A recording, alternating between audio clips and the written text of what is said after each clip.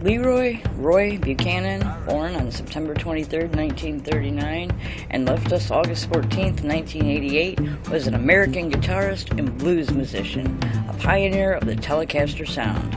Buchanan worked as a sideman and also as a solo artist, with 2 gold albums early in his career, and 2 later solo albums that made it to the Billboard chart. He never achieved stardom, but he is still considered a highly influential guitar player. Guitar Player praised him as having one of the 50th greatest tones of all time, and he appeared on the PBS music program Austin City Limits in 1977.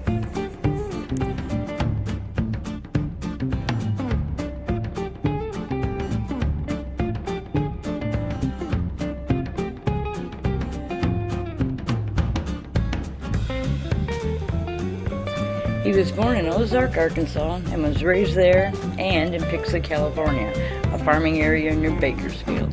His father was a sharecropper in Arkansas and a farm laborer in California. Buchanan told interviewers that his father was also a Pentecostal preacher, a noted repeated in Guitar Player magazine, but disputed by his older brother J.D. Buchanan told how his first musical memories were racially mixed revival meetings he attended with his mother, Minnie. He in fact drew upon many disparate influences while learning to play the guitar, though he later claimed his aptitude derived from being half wolf. He initially showed talent on steel guitar before switching to guitar in the early 50s and started his professional career at age 15 in Johnny Otis's Rhythm and Blues Review. In 1958, Roy made his recording debut accompanying Dale Hawkins. Buchanan played the solo on My Babe for Chicago's Chess Records. 2 years later, doing a tour through Toronto, Buchanan left Dale Hawkins to play for his cousin, Ronnie Hawkins, and tutor Ronnie's guitar player, Robbie Robertson. Buchanan plays bass on the Ronnie Hawkins single, Who Do You Love? Buchanan soon returned to the United States, and members of the Ronnie Hawkins group later gained fame as the roots rock group, The Band.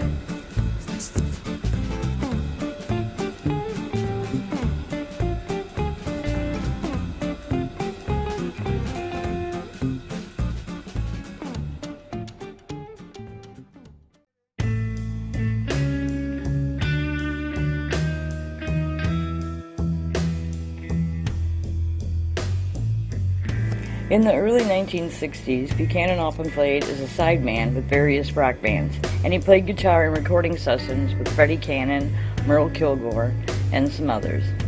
At the end of the 1960s, with a growing family, Buchanan left the music industry to learn a trade and was trained as a hairdresser. However, in the early 1970s, he performed in the Washington, D.C., Maryland, Virginia area with the Danny Denver Band, which had a following in the area. Roy was also popular as a solo act in the D.C. area around this time.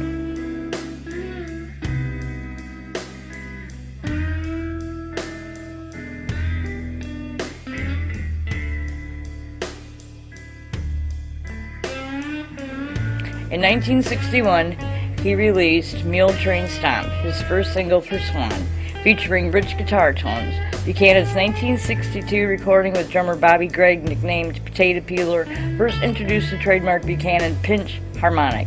An effort to cash in on the British invasion caught Buchanan with the British Walkers.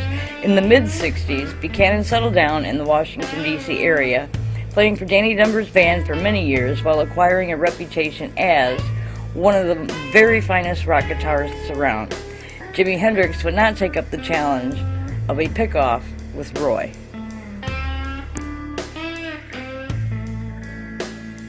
Buchanan's life changed in 1971 when he gained a national notice as a result of an hour-long PBS television documentary entitled Introducing Roy Buchanan, and sometimes mistakenly called the best unknown guitarist in the world.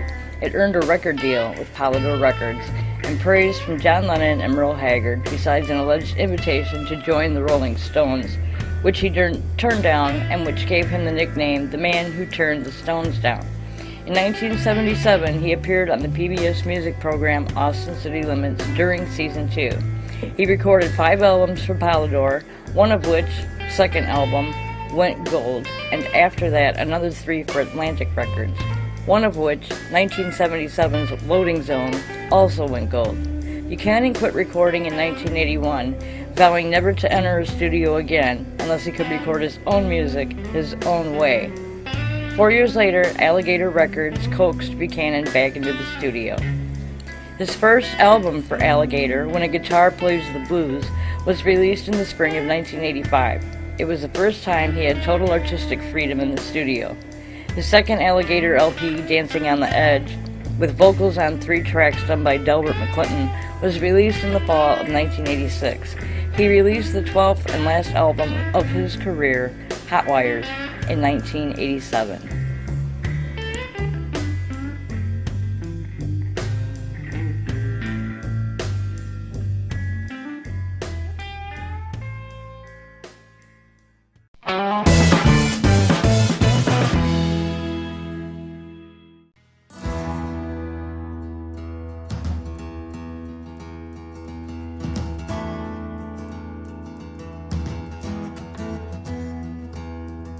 According to his agent and others, Buchanan was doing well, having gained control of his drinking habit and playing again when he was arrested for public intoxication after a domestic dispute. He was found hanged from his own shirt in a jail cell on August 14, 1988 in Fairfax County, Virginia jail. According to Jerry Hentman, who was in a cell near Buchanan's, the deputy sheriff opened the door early in the morning and found Buchanan with the shirt around his neck. Buchanan's last show was on August 7, 1988 at Guilford Fairgrounds in Guilford, Connecticut. His cause of death was officially recorded as suicide, a finding disputed by Buchanan's friends and family. One of his friends, Mark Fisher, reported seeing Roy's body with bruises on his head. After his death, compilation and other albums continued to be released, including in 2004 the never-released first album he recorded for Polydor, called The Prophet. Roy Buchanan is interred at Columbia Garden Cemetery in Arlington, Virginia.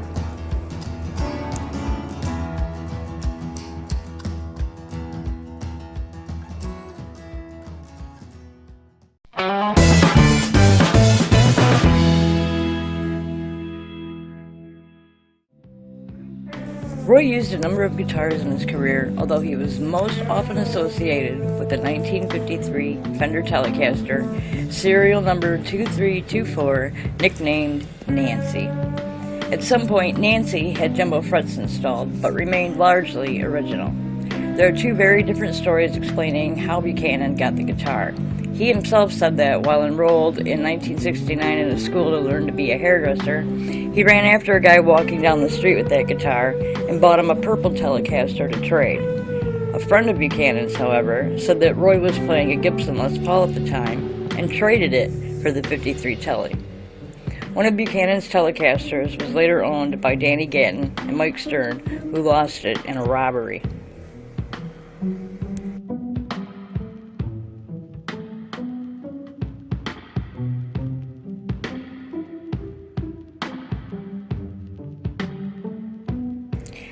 Roy achieved his sound through minimum means. He played the Telecaster through a Fender Vibrolux amplifier with the volume and tone full out, and used the guitar's volume and tone controls to control volume and sound.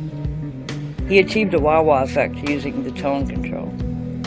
To achieve his desired distorted sounds, Buchanan at one point used a razor blade to slit the paper cones of the speakers in his amp, an approach also employed by the Kinks' Dave Davies and others. Buchanan rarely used effects pedals, though he started using an Echoplex on a street called Straight in 1976. In his later career, he played with the Boss DD2 Delay.